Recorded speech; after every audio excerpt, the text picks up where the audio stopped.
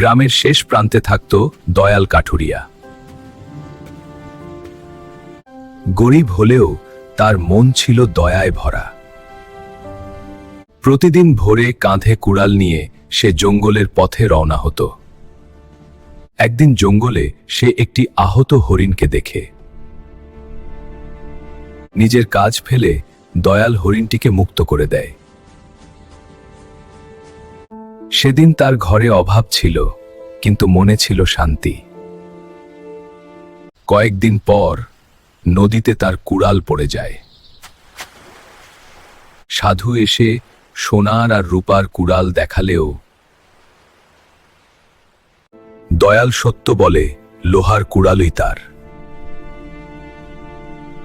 তার সততায় খুশি হয়ে সাধু সব কুড়ালই দিয়ে দেন। সেদিন থেকে সবাই তাকে ডাকে দয়াল কাঠুরিয়া, দয়ায় ভরা এক মানুষ। হাই বন্ধুরা, এই ভিডিওটি আজ এই পর্যন্তই। সবাই ভালো থাকবেন, সুস্থ থাকবেন। আল্লাহ হাফেজ।